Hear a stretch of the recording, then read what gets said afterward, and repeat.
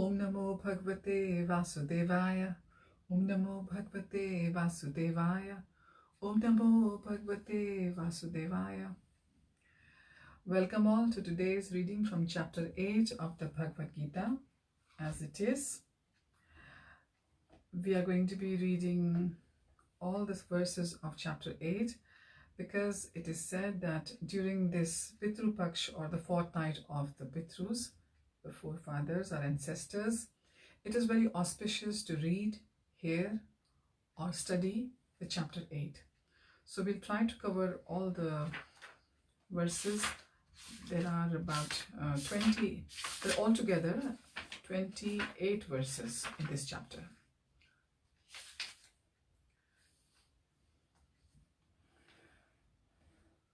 So we'll be reading the Sanskrit verse and the translation.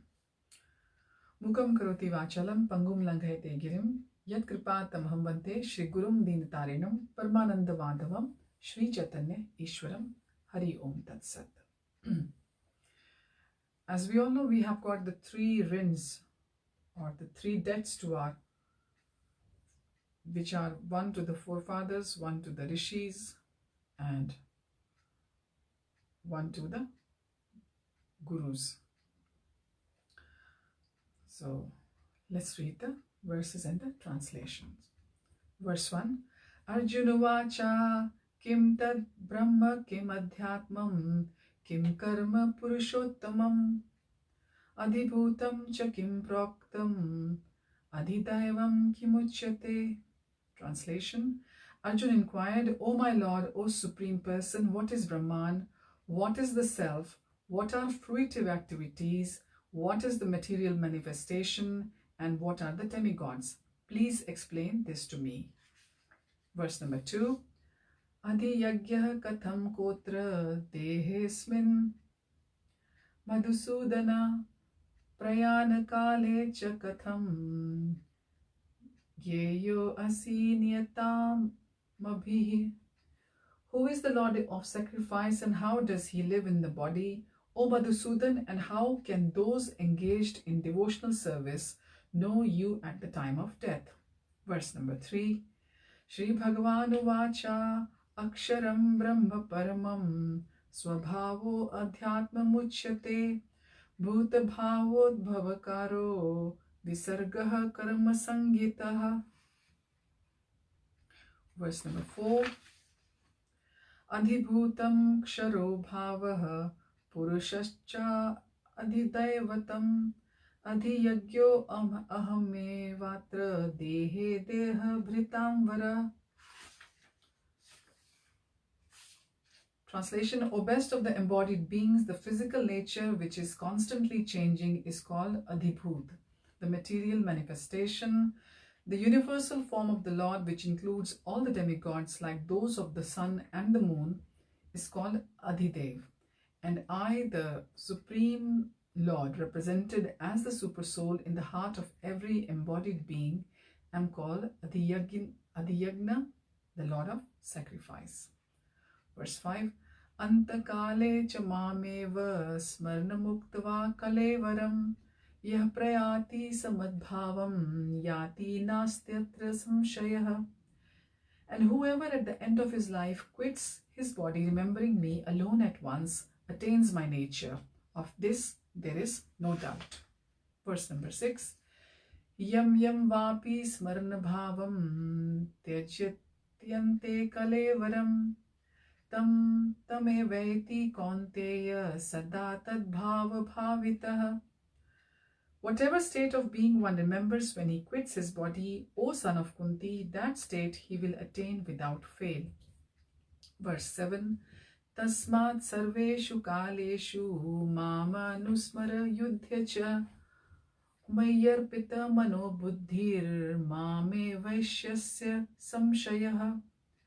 Therefore, Arjun, you should always think of me in the form of Krishna, and at the time carry out your prescribed duty of fighting with your activities dedicated to me and your mind and intelligence fixed on me. You will attain me without doubt. Verse 8. Abhyasa yoga yuktena chetasa nanyagamina paramam purusham divyam yati parthanuchintayan. He who meditates on me as a Supreme Personality of Godhead, his mind constantly engaged in remembering me, undeviated from the path, he, O Partha, is sure to reach me. Verse 9. Kavim Puranam Anushasitaram Anoraniyam Samanas Nusmaredyah Sarvasya Dhataram Achintya Rupam Aditya Varnam Tamasah Parasatat. One should meditate upon the Supreme Person as the one who knows everything, as he who is the oldest, who is the controller, who is smaller than the smallest, who is the maintainer of everything, who is beyond all material conception, who is inconceivable, and who is always a person. He is luminous like the sun, and he is transcendental beyond this material nature. Verse 10. Prayana kale manasa chalen bhaktya yukto yoga balena chev bruvor madhye pranamaveshya samyak satam param purushamo paiti divyam. Translation: one who at the time of death fixes his life air between the eyebrows and by the strength of yoga with an undeviating mind engages himself in remembering the Supreme Lord in full devotion will certainly attain to the Supreme Personality of Godhead. Verse 11. Yadaksharam vido vadanti vishanti yatyo vitaragaha yaddichanto brahmacharyam charanti tatte padam sangrahen pravakshaye. Persons who are learned in the Vedas, who utter Omkara, and who are great sages in the renounced order enter into Brahman. Desiring such perfection, one practices celibacy. I shall now briefly explain to you this process by which one may attain salvation. Verse 12. Sarvadvarani samyamya mano riddhi niruddhya cha murdhanya adhyātmanah pranam astito yoga dharanam. The yogic situation is that of detachment from all sensual engagements, closing all the doors of the senses and fixing the mind on the heart and the life air at the top of the head. One establishes himself in yoga. Verse 13. Om ityekaksharam brahma vyaharnama manusmarna Yah prayati tyajan deham sayati paramam gatim. After being situated in this yoga practice and vibrating the sacred syllable Om, the supreme combination of letters, if one thinks of the Supreme Personality of Godhead and quits his body, he will certainly reach the spiritual planets. Verse 14. Ananyas chetaha satatam yo mam smarati nityashah tasyaham sulabha partha nityayuktasya yoginah. For one who always remembers me without deviation, I am easy to obtain, O son of Pritha, because of his constant engagement in devotional service. Verse 15. Mamukteya punarjanma dukkhalayam ashashvatam napnuvanti mahatmanah samsiddhim paramam gataha. Verse 15, very important verse. Dukkhalayam ashashvatam has been described about this material world. After attaining me, the great souls who are yogis in devotion never return to this temporary world, which is full of miseries, because they have attained the highest perfection. So this temporary world, this material world, has been said as Dukkhalayam, place of miseries, ashashvatam, which is temporary. Verse 16. Abrahma bhuvana lokaha punar avartino arjuna bam upetya tu konteya punar janmana vidyate. From the highest planet in the material world down to the lowest, all are places of misery. wherein repeated birth and death take place, but one who attains to my abode, O son of Kunti, never takes birth again. Verse 17. Sahasra yuga parayantam aharyad brahmano viduh ratrim yuga sahasrantam tam te ahoratra vido janah. By human calculation, 1,000 ages taken together form the duration of Brahma's one day, and such also is the duration of his night. Verse 18. Avyaktad vyakteha sarvaha prabhavantyah haragame ratrayagame praliyante tatreva vyaktasangyake. At the beginning of Brahma's day, all living entities become manifest from the unmanifest state, and thereafter, when the night falls, they are merged into the unmanifest again. Verse 19. Bhutagrambah sa evayam bhutva bhutva praliyate ratraya game avashah partha prabhavatyai te ahar agame prabhavati ahar agame. Translation. Again and again, when Brahma's day arrives, all living entities come into being, and with the arrival of Brahma's night, they are helplessly annihilated. Verse 20.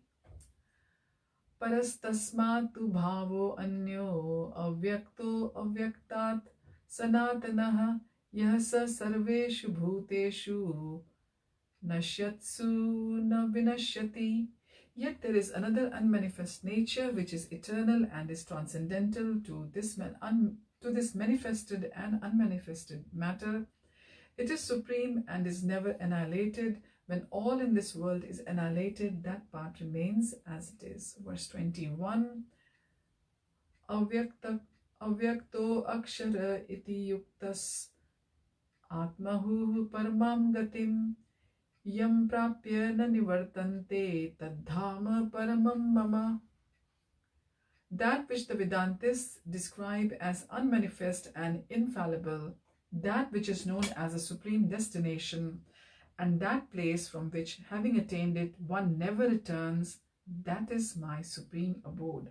So Bhagavan is clearly telling us in verse 21 about his abode, that how we reach. And once when we reach there, we never return from it.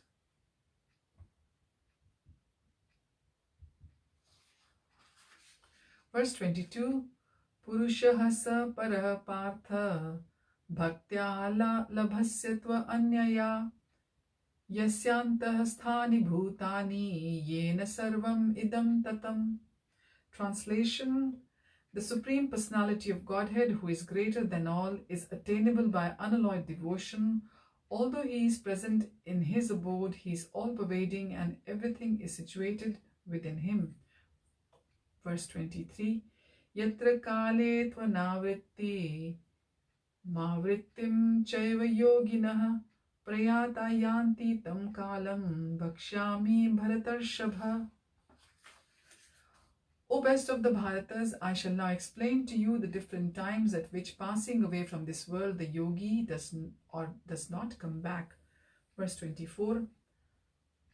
Agnir jyotir aha shuklah sanmasha uttarayanam tatra prayata gachanti brahma vido janaha. Those who know the Supreme Brahman attain the Supreme by passing away from the world during the influence of the fiery God, in the light at an auspicious moment of the day, during the fortnight of the waxing moon, or during the 6 months when the sun travels in the north. Verse 25. Dhumo ratris tatha krishnahas shanmasa dakshinayanam tatra Chandramasam jyotir yogi prapya nivartate. The mystic who passes away from this world during the smoke, the night, the fortnight of the waning moon, or the 6 months, or the 6 months, when the sun passes to the south, reaches the moon planet, but again comes back. Verse 26. Shukla Krishne gati yete jagatah shashvate mate ekya yatyana vritti manya yavartate punaha. According to the Vedic opinion, there are two ways of passing from this world, one in light and one in darkness. When one passes in light, he does not come back, but when one passes in darkness, he returns. Verse 27. Naite shriti partha janan yogi muhyati kaschana tasmat sarveshu kaleshu yoga yukto bhavarjuna. Although the devotees know these two paths, O Arjuna, they are never bewildered. Therefore, be always fixed in devotion. Verse 28. Vedeshu yagyeshu tapaha suchaiva daneshu yat punya phalam pradishtam atyedi tat sarvamidam viditva yogi param sthanam upayati chadyam. A person who accepts the path of devotional service is not bereft of the results derived from the studying the Vedas, performing the austere sacrifices, giving charity, or pursuing philosophical and fruitive activities. Simply by performing devotional service, he attains all these, and at the end he reaches the supreme eternal abode. And thus we have covered all the 28 verses of the 8th chapter of Bhagavad-Gita, Attaining the Supreme. So in verses 1, 2 and 3, it is all about developing the Kevala Bhakti by knowledge about Krishna. Verses 4 to 10, they cover the Krishna's inconceivable relationship with the material world. Verses 11 to 19, those who understand Krishna in various ways. 11 to 12, impersonalists mistake Krishna's body to be material. 13 and 14, it's all about the Kevala Bhaktas. Verse 15 tells us about the three Ahangra Hopasana, Pratikopasana, and Vishwarupasana. Verses 16 to 19 about the Vishwarup Upasana. Verses 20 to 28 is all about Keval Bhakti, and it is far superior to the demigod worship. Verses 29 to 34, the Keval Bhakti elevates even the most fallen. So I wish you all a very blissful day ahead, and let us pray to Krishna and do our chanting nicely and have the study of chapter 8 or hear it, because it is very auspicious in this Pitru Paksha. Hari Om Tat Sat. Hare Krishna. Srila Prabhupada ki Jai.